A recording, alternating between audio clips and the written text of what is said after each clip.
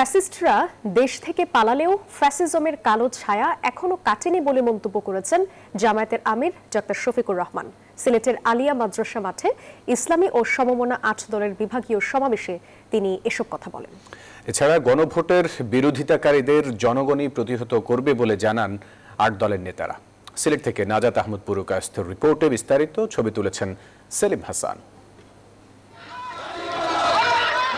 ৮ দলের বিভাগীয় সমাবেশকে ঘিরে সকাল থেকেই সিলেটের আলিয়া মাদ্রাসা মাঠে জড়ো হতে থাকেন বিভাগের ৪১ উপজেলার নেতাকর্মী ও সমর্থকরা। দুপুরের আগেই কানায় কানায় পূর্ণ হয়ে ওঠে মাঠ। ব্যানার, ফেস্টুন আর নিজ নিজ দলের স্লোগানে মুখর হয়ে ওঠে পুরো এলাকা। বিকেল ৪টার আগেই সমাবেশে বক্তব্য দেন জামায়াতে ইসলামীর আমির ডাক্তার শফিকুর রহমান।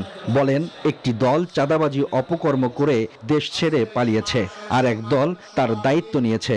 মানুষের ওপর জুলুম বন্ধ না হলে কঠিন পরিণতি অপেক্ষা করছে। একমাত্র স্মার্ট সিটি বসুন্ধরা, আধুনিকতায় এক ধাপ এগিয়ে।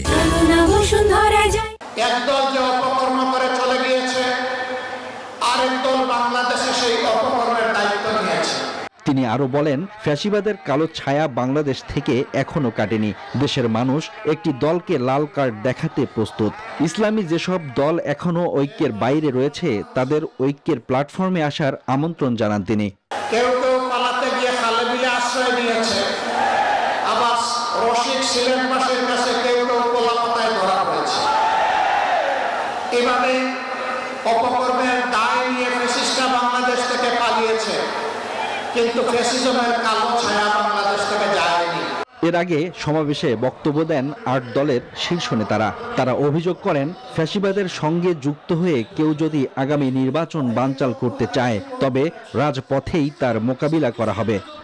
দেশীয় এবং আন্তর্জাতিক ষড়যন্ত্র যাদের কাঁধে সওয়ার হয়েছে, তাদেরকে আমরা আবার নিজেদের রাজনৈতিক এজেন্ডা পুনর্বিবেচনা করবার সুপরামর্শ দিতে চাই।